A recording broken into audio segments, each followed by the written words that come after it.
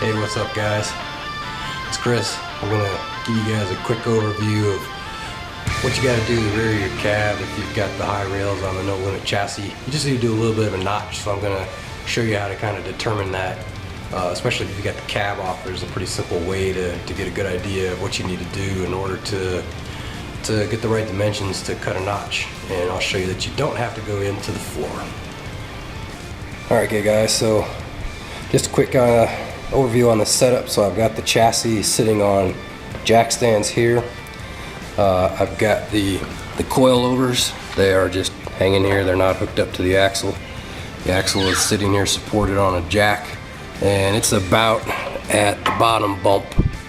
It's a little lower than where I'd be at full droop on where I'm going to have the suspension set up right now.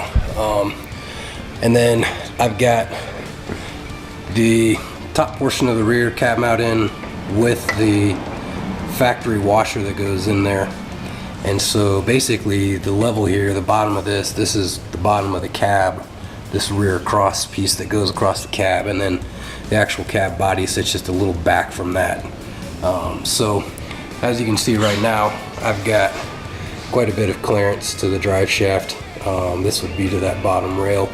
The cab's going to be a little farther forward, but just about the same. So let's go ahead and raise up the axle and show you what we've got. Okay, so I've raised the axle, and what I did was I basically just put it to about an inch below the frame rail. I've got these 1-inch spacers here, and I just jacked it up until I started touching those things.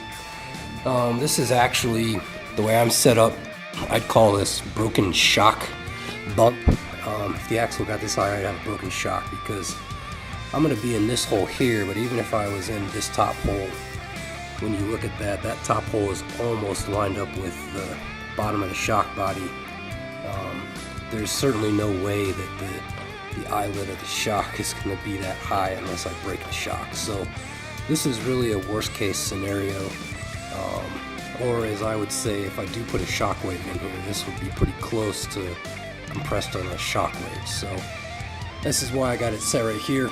So let's go take a look at the drive shaft. Okay, so hopefully you can see that the drive shaft is now contacting the level, and I can actually teeter-totter the level. So this is what I'm talking about. You can just use this as an easy guide.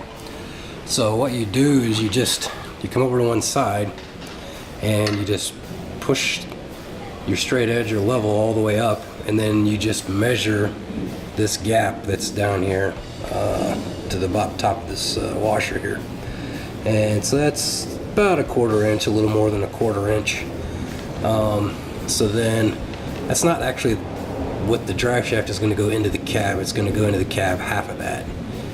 So you take that in half, and then you want to add about a 1/4 inch of clearance to that, so you don't want the drive shaft to ever touch. So in that case, I'd say I need about 3/8 of an inch of notch in the cab, and so that's with a 3.5 inch drive shaft. So that's a pretty stout drive shaft. This thing's rated for a little over 1,000 horsepower, so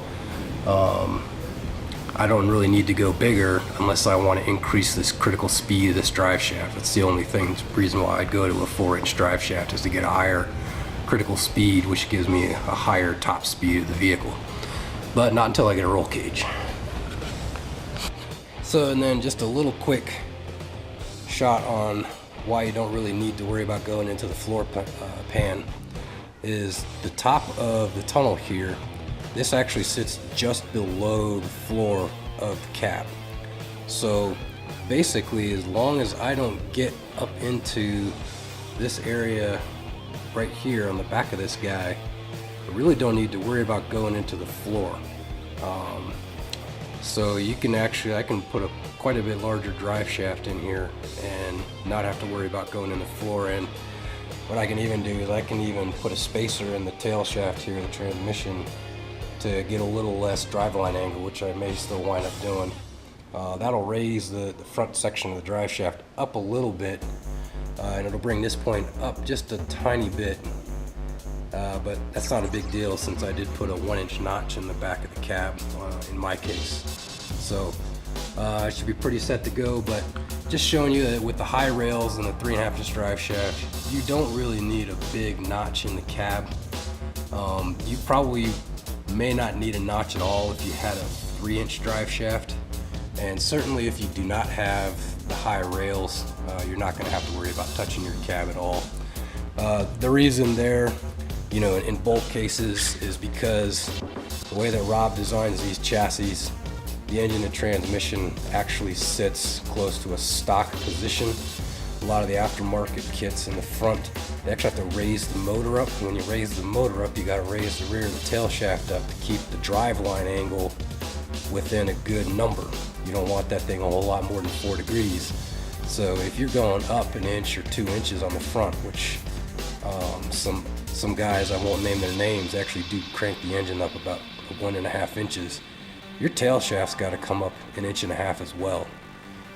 So when you bring that whole thing up and then you translate that into the back, yeah, you're going to be getting really high with the drive shaft. I mean, if you think I got about 1.5 inch clearance here, if I was to rotate this U-joint around, there's not a whole lot of room right now as it is. There's probably a little more than 1 inch right here. So if you think about that, if you have to raise the tail shaft up 1.5 inches, this is not much lower than the floor surface. So you'd be into the floor in that case. So that's one of the good things about the way Rob does these chassis, is that he keeps it so you don't have to do a substantial modification to the floor.